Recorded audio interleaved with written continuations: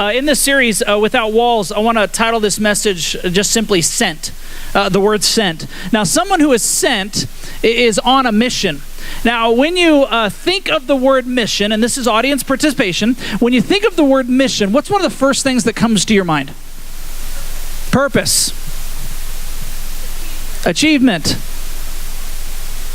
Discipleship. See, you guys are so much more spiritual than I am. I just think of Mission Impossible, the movie. Ethan Hunt, he just gets, this message will self-destruct in so many seconds, after you get it, if you choose to accept this mission. I think of NASA. I think of the military. I think of people who are actually sent on these large missions. But there's actually been many times that you and I have been sent on missions in our lifetime. And if you're actually just to pause and think about the times that you've been sent, you've been realized that you've been on mission for quite a lot of time, right, for most of your life. Like, I can remember how many times I was sent to my room, and my mission for my parents was to think about what I had done. And so then they would come in later, and they would say, Dan, your mission was to think about what you've done wrong, and now we're going to apologize, or do you have any idea why you're still in your room? And sometimes I would do well with that mission, sometimes I would not do so well. I can remember in junior high, and senior high, as an adolescent boy, I had a mission of finding a girl, not so successful in some years, others and others. And so that was a mission that I felt like I was on. I remember going on mission trips, to Mexico and to different places, and so they called them mission trips. Like, okay, that's what I'm supposed to do. I remember being sent off to school by my parents, whose their mission for me was to actually get a degree. And if I were to be honest, my mom wanted me to find a good wife.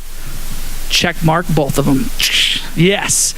So I got through, kind of that season, of our lives. Now, some of us, in this room don't have someone that sends us, so we actually come up with our own lists. We actually put together these things called to-do lists. How many of you guys do to-do lists on a regular basis? Okay, so you're the people who feel like you have to send yourselves on a mission. So each day you're like, all right, here's my to-do list, and you can't end the day unless you've checked the boxes, that fulfill the mission in which you sent yourself. Some of you are so sick you can't even go to sleep until all those boxes are checked, so you'll just continue to stay up later and later. Now, when you get married, you realize that your being sent or being on mission doesn't end. Now, guys, you may know this as your honey-do list. And so your honey-do list, your wife has a mission for you to go do things or fix things. I'm not much of a fixer, so my wife sends me on a mission every so often to the store. And she gives me a list of items that she wants me to buy. If it includes toilet paper, paper towels, or paper plates, where am I going? Costco, because I only want to go on mission once for the next 6 months, and so I go to Costco. Now, I am not good sometimes on my mission when she sends me, because I seem to come back with other items that aren't on her list, and which she sent me to go get. And when I come in, there's usually one or two, she's in this room now. There's either one or two of those items that she looks at me with kind of eyes like, why did you buy 6 pounds of goldfish again? And she pulls into our cabinet, and she pulls out the 3 pounds that we still have, or something along those lines, where I'm like, oh, I didn't know that we already had 6 gallons of milk. We don't need 6 more. But that's me getting off of my mission. Now, as you process this, there's something inside of all of us that deep down we want our lives to matter, whether you're a Christian or not.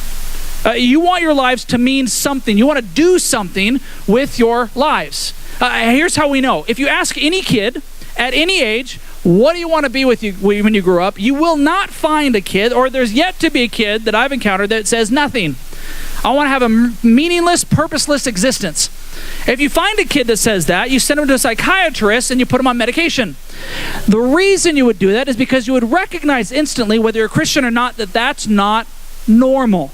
That's not normal. Could it be that God wired us to have meaning and purpose in this life? We are on mission.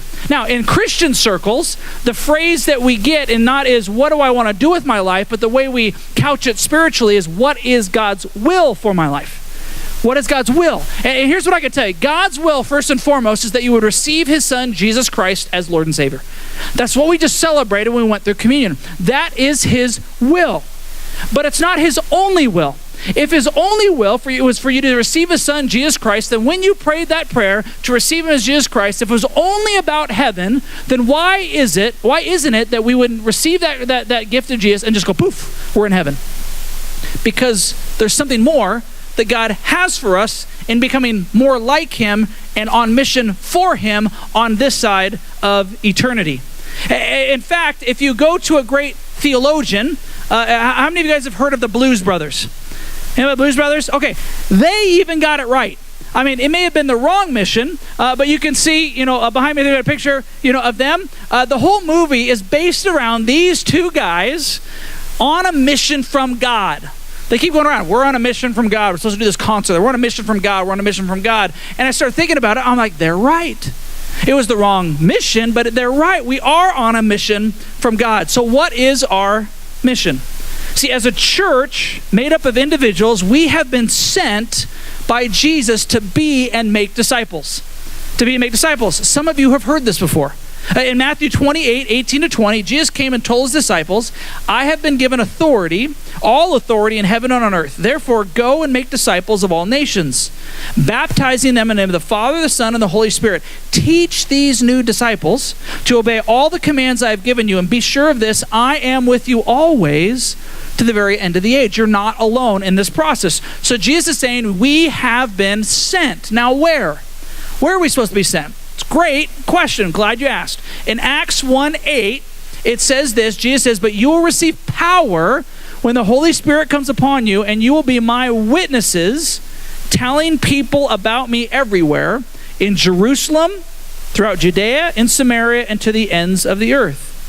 Do you realize for just a second that if you're a follower of Jesus Christ, you're only here because somebody at some point in your life and in years and centuries past took that seriously? They didn't say that was for somebody else. They said, we're going to embrace this. This is the mission that God has for me, and I'm going to go and make disciples in Jerusalem, Judea, Samaria. And they pass it to somebody else, who pass it to somebody else, who pass that gift to somebody else, to where we are seated here today, hearing the same message.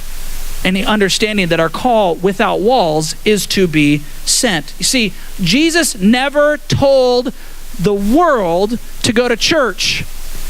He told the church to go to the world.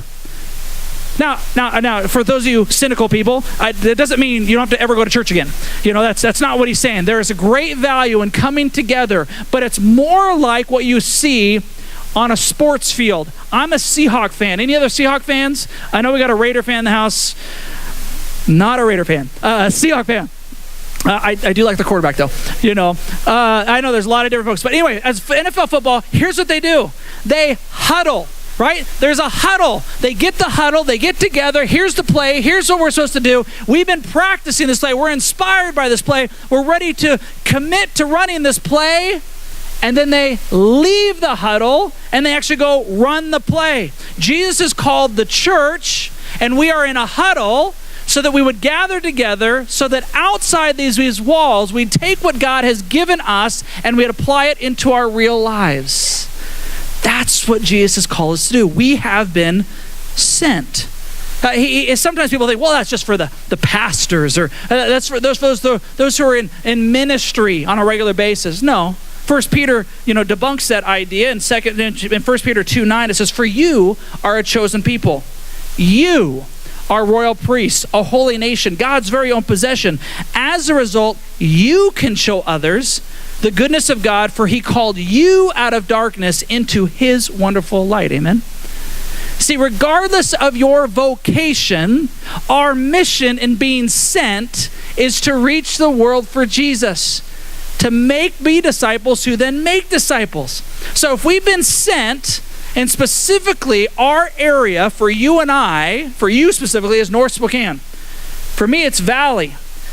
For Post Falls, it's, on the other side of eternity. It's on the other side. By the way, if I sweat a little bit today, I was at my kids' basketball tournament, all day yesterday. I think they turned the fan on me this service just to be able to do that. And I realized when I got home, because I still live in Idaho. I make the commute to the valley because like I was telling the last service, I realized that today is 1 year today that we moved over, to the valley. I was at Post Falls for almost 4 years. And so I had a great connection. We'll talk about that in just a second. But as I went to bed last night, I was like, man, I am so hot. I was so hot. I look in the mirror, beat red. And then I finally realized, honey, I made it. She says, what's that? I'm like, I finally became a redneck. It was right there. I live in Post Falls. All right, joke didn't go over well in this service, so I won't use it for the next one. Okay, so we've been sent to love our neighbors. Now, who are our neighbors? Who are they? Who's our Jerusalem? Who's our community? If you have your Bibles, open them up with me to Luke chapter 10. Luke chapter 10, we're going to look through a lot of that chapter in Luke chapter 10.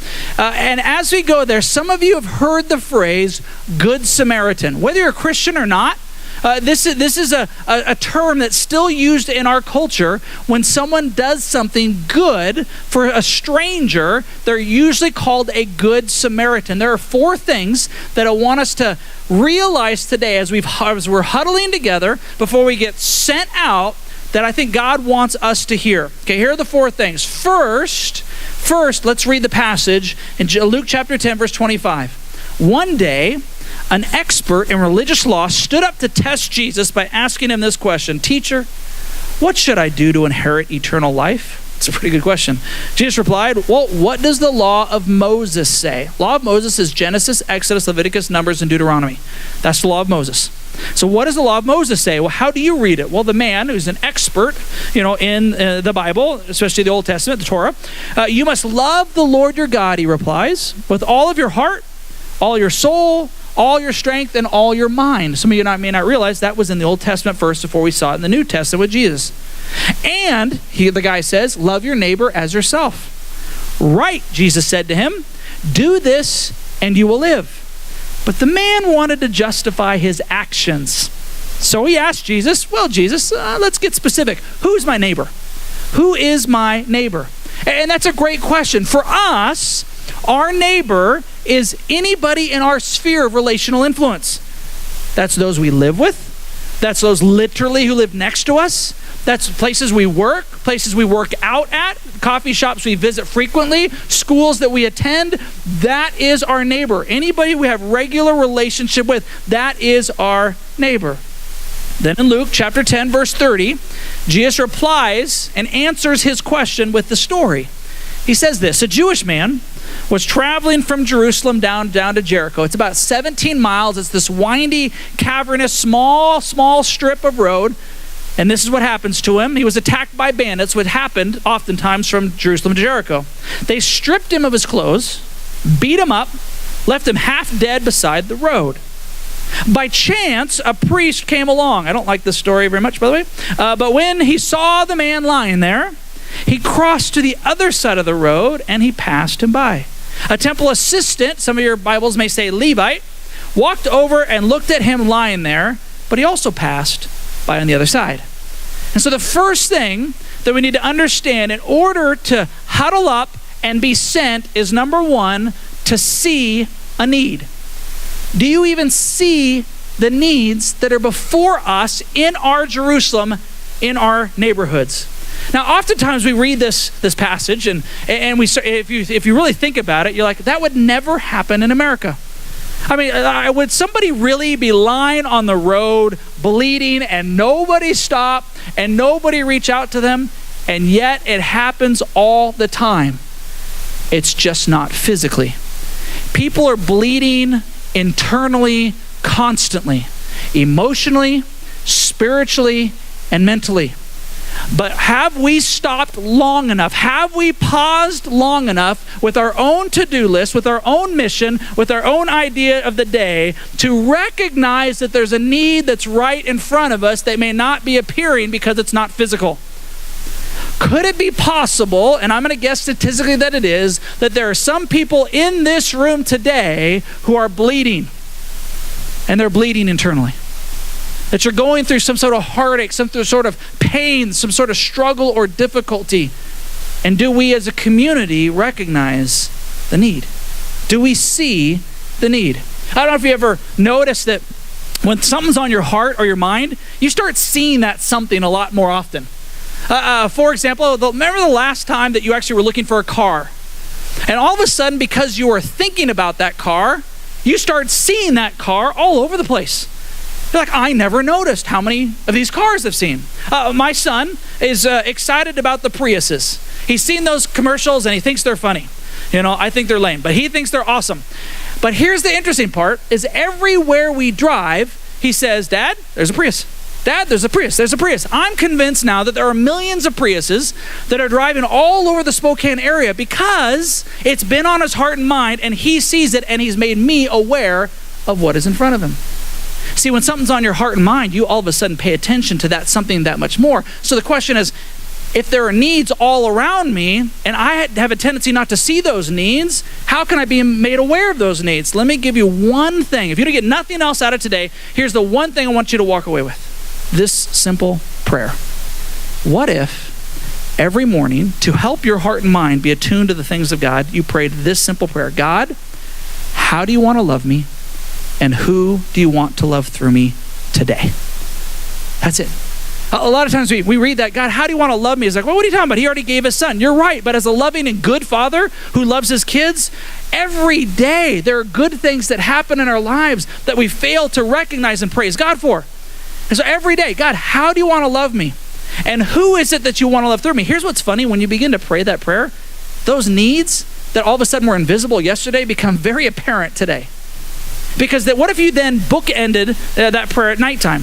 Where you woke up and prayed, God, how do you want to love me and who do you want to love through me? But then at the end of the day, you reflected, God, how did you love me? And who did you love through me today? And it could be someone in your family. That could be where it starts, that God wants you to reach out and love and connect. I don't know. But if you prayed that prayer, all of a sudden these needs that seem invisible all of a sudden become very transparent. And you'll have an opportunity to see the need. So let's keep reading. So we see a need, and then we notice in verse 33 of Luke chapter 10, then a despised Samaritan. I love how Jesus calls them that. A despised Samaritan. Samaritans were half Jew. They were inbred Jews. See, at one point in Israel's history, God said, do not intermarry. Whatever you do, do not intermarry with other races, for other people follow other religions, and you're going to get off track. You're going to lose what I have called you to become. So that there was a season in Israel's history where people sacrificed greatly to uphold that promise of God, that command of God. They refused, no matter what captors took place, they refused to intermarry. Others gave in. Others, by either choice or force, gave in. And so then when Israel came back together at Jesus' time, you had Samaritans and Jews. Let's just say for a second that in their lineage, the Jews would look at these Samaritans and look at them and say, somewhere you gave in. Somewhere you gave in. Either you, your ancestors, your grandfather, you gave in. And because of that, you are despised in my eyes. So there's a little bit of tension racially between the Samaritans and the Jews. Do you see any racial tension in our society today? Yes, especially in the last couple of weeks. So as we go through this, understand we're not alone when facing with these difficulties. Now, here's the thing you need to know about a despised Samaritan. They would actually say to Jesus, they would insult him. Here's how they would insult him. In John 8:48, they'd said, aren't we right in saying that you, Jesus, are a Samaritan and demon-possessed? So in other words, they equated Jesus so low, you must be a demon-possessed or a Samaritan. Really low. I mean, just so you know, they were like throwing these grave insults at Jesus, and that was hardcore, for them. Now, so he came along, this despised Samaritan came along, and when he saw the man, he felt compassion for him. Stop. Notice that compassion, a love for people as people, not as projects, is what drove this Samaritan. He had compassion. He sees the need, and then it says, going over to him. See, when we see a need, that's good. That's a good recognition. G.I. Joe said it this way, knowing is half the battle, right?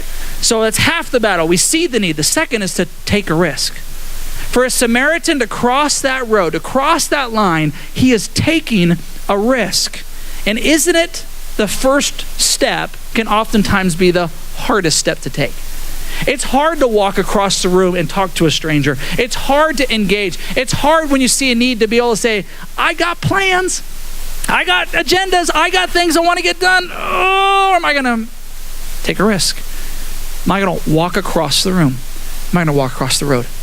That's not easy to do. Here's what I know is some of you guys are great at small talk.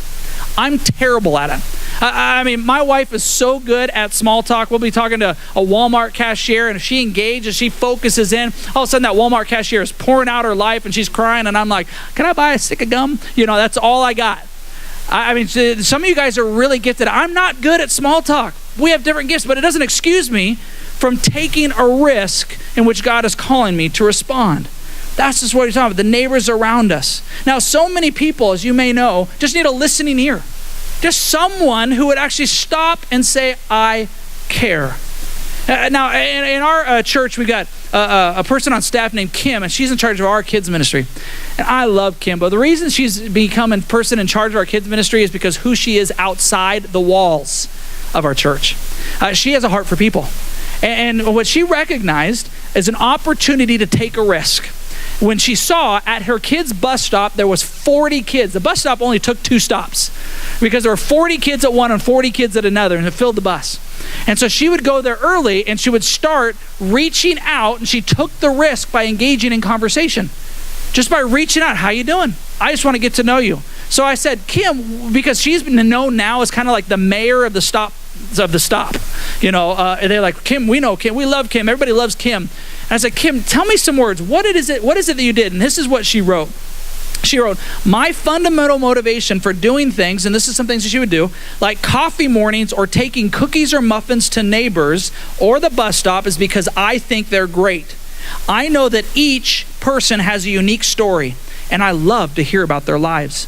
Whether they know it, believe it or not, God created them for a purpose and has a plan for their life. I believe God has given me a genuine love of people that truly flows from his love for me and all of us, especially when I didn't and still don't have it all together. I don't do coffee mornings or any other acts of service out of obligation or view people as projects. I recognize that he allows us to be a part of his story and that it's his work who changes lives. His work restores hearts and allows beautiful growth. I just love having a front row seat to it all. Isn't that what it's about? I remember when we moved in that we bought cookies, and we brought them around the neighborhoods just as a chance just to take that risk, take that first step in just saying hi. Do you realize that sometimes just smiling makes all the difference in the world? In fact, just smiling improves your face value. Do you know that? It really does. It heightens it. Some of you are really good at it right now. Some of you, not so much. So we could do that. So take a risk. I remember taking a risk for me, I mentioned to you, was a year ago. We had just built a house in Rathdrum, thinking that God was calling us in this next stage of our lives to stay at Post Falls, where I'd been an executive pastor for the last 4 years. And so we're thinking, hey, that's where God has us. We have roots. We have relationships. We have friendships. We got a church family. Things are going great. And God says, here is a need. Here's an opportunity to meet that need. Take a risk. And we did. And it's been a year. And I can tell you, looking back, it has been a phenomenal year. I absolutely love the people I'm with. I mean, when our worship team, I just preach better when they lead worship. I tell Eric that all the time. I just love being around our people. But taking that risk was not fun. You can even ask my wife. It's not fun to uproot security. It's not fun to follow the way that God may be leading, but it is so worth it. You have an event called One Heart Spokane that's coming up. We're doing something very similar, different date, same school, same backpacks, all that other kind of stuff. We're going to call it One Heart Spokane Valley. So that's our area. But we're actually not really calling it that, because we don't. You guys have better names than we do. We're going to learn from you guys. But it's what an opportunity that we have to take a risk. To take a risk. Now, it's easy sometimes, isn't it, to reach out to those who are friendly. But Jesus, in the story of the Good Samaritan, we don't know how the Jewish person or his family or those people are going to respond to a Samaritan helping out. This was prejudice. It's easy to reach out to those people who you think might love you back. What about those people who you have prejudice against, who have prejudice against you? What about those enemies that you have are those people who have hurt you. Let me give you a recent example from our neighborhood. There's a guy named Steve who used to live in our neighborhood. And Steve was not kind to kids. And so if you hurt me, that's one thing. If you hurt my kids, that's a whole other level. And those of you parents, you know exactly what I'm talking about. And so Steve hurt kids constantly, all by his demeanor, by his vocabulary, by calling police on kids when they were just having fun. I mean, it was just, and we have a lot of kids in our little neighborhood. And so Steve became ostracized by the community, especially if those of you had kids. Well, unfortunately, Steve passes away about 6 months ago. And so it was fascinating to watch. Not many people reached out to Steve, his wife. Not many reached out to his wife. And God placed it on my heart every day for about 2 weeks. Dan, you need to take a risk. You need to reach out. I'm like, I don't want to reach out. She doesn't deserve it. She didn't stop him when she was being mean to my kids. Why should I reach out? Lord, Dan, you need to do it. So over and over, God just kept hammering me over and over and over. So finally I did. I don't say that to brag. I say that because those are the folks that it's hard to love, and it's hard to take a risk with those folks. Let me give you a couple examples. What if the people that we reach out to, they say bad words around our kids? What if they say bad words? What if they have that negative influence? We like to shelter. And God says, no, maybe take a risk. Worse yet, what if the people we reach out to are Democrats? Right? I kind of know who I'm talking about. Worse yet, Republicans, libertarians. What if they believe in Donald Trump? What if they believe in Hillary Clinton? What if they believe whatever? Because you see the political lines that get drawn, and you're like, well, I don't want to associate sometimes with those kinds of people. What if these people are gay? What if they support the LGBT community? Jesus says, take a risk to reach out beyond ourselves. Let him do his part. We're supposed to do our part in the process. Take a risk. So the first thing we see is see a need, take a risk. Then we see in Luke chapter 10:34, going over to him, the Samaritan soothed his wounds with olive oil and wine and bandaged him. Then he put the man on his own donkey, took him to the inn where he took care of him. The next day, he handed the innkeeper 2 silver coins, telling him, take care of this man. If his bill runs higher than this, I'll pay you out of his own pocket the next time I'm here. So he saw the need, he took a risk, and then he met the need. He meets the need, which is doing something practical that helps in the moment. Many of you remember the windstorm, right, that came through here. I'm not sure what it was like up here, but I do know in the valley, that there was a lot. It was like a sociology experiment. One street would have lights on, the next would have off. Next would have it on, next would have off. It was fascinating to watch who was going to help whom. And so what an opportunity that we got to see in ours. I know we got pictures that are, going to be shown as well, behind me, to see some of these trees down and on houses, that we saw families of our church that would say, you know what, this is a great opportunity to literally meet a neighbor's need. And they reached out and they did that. And so they said, you know what, we want to help. And they gathered other people and we'll talk about neighbors and communities coming together because of the love of Jesus Christ. Simple things, practical things. It's like shoveling, a single mom's driveway. Like that mom may need it. There's just little things that God's going to give us opportunities to do. A lot of times we think it has to be this grandiose thing. But God says, no, every day, if you pray, God, how do you want to love me? And who do you want to love through me? You're going to see a need. You're going to have the opportunity to take a risk, and you're going to have a practical opportunity to meet that need. Now, some people, you need to understand, don't care who or what you know, even if it's Jesus, until they know how much you care. Do you realize that? If it was only information that led to transformation, then Google would have solved that for them a long time ago. Just type in Jesus. They'll get enough information, enough to even lead them to salvation, but it's not just information. People need to experience the love of Jesus Christ demonstrated through actions and words. And so we have an opportunity to meet those needs. Now, some of us may be given opportunities to meet longer impactful needs. And those are hard ones because you kind of wrestle through that. Here's what I can tell you. In our community group, which is our small groups, that's what we call them, our church, we started with a certain number of kids, but we ended with a lot more. Here's the reason why, is that 2 families, once out of tragedy, the other out of an opportunity, all of a sudden got more kids added to their family because of fostering to adopt. The opportunity for foster care came when both of them were not looking. In fact, one of the families I asked, said, can you just share with me kind of your journey, through this whole thing? This is what she said. Having close friends who foster, we recognized the huge need, but didn't really feel led to do it. So we prayed about it. Probably about a year ago. God, how do you want to love me? Who do you want to love through me? Something along those lines. Ben, who was her husband, began to truly seek God about this whole idea of fostering. Twice he felt the Lord told him we needed to go get licensed. This was no small thing, as he had been pretty close to the idea in the past. Well, we went to the orientation meeting in August. This is just this past August. We decided we'd tiptoe into the foster world by doing emergency placements on the weekends and evenings and respite. Just giving other foster families a break. We took all our classes in December and completed the crazy amount of paperwork, figuring we'd be licensed just after the first of the year. Well, unfortunately, we didn't get our license until May 19th. And a call for 2 boys was given to us an hour and a half later. They got their license, and an hour and a half for 2 boys, a 9-month-old and a 2-year-old, and they couldn't find a place for them, and they had an aunt who was most likely going to get them later, but they needed a place to go immediately. Here are the 2 kids. 2 kids, an absolute need of a place to stay in the moment. It's funny, she says, how random it felt, yet these were the 2 who came into care that exact day. God's timing, right?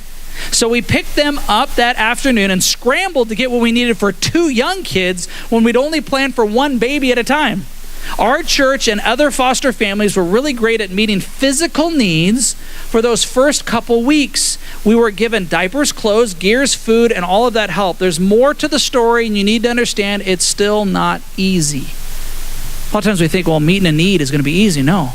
It can be painful. It can be very difficult. It can be hard. I know that Carolina and I are in the same Jersey. It's the same journey. We're in the middle of an adoption. And so she's from Colombia, South America, and so we're adopting internationally. And I keep thinking, why are we doing this? I got a 13-year-old son and a 10-year-old son. I'm like, this is perfect. It's man-to-man defense. I got one, you get the other. Now we're going to have to go to a matchup zone. I mean, it's going to be tough, but it's going to wreck our lives for what we had planned. But could it be that God has something better in store? Not easier, but better. And so we're following him on that journey. See a need, take a risk, meet a need, and finally, in Luke chapter 10, verse 35, he says, I'll pay you the next time I'm here. See, he was coming back to check on him.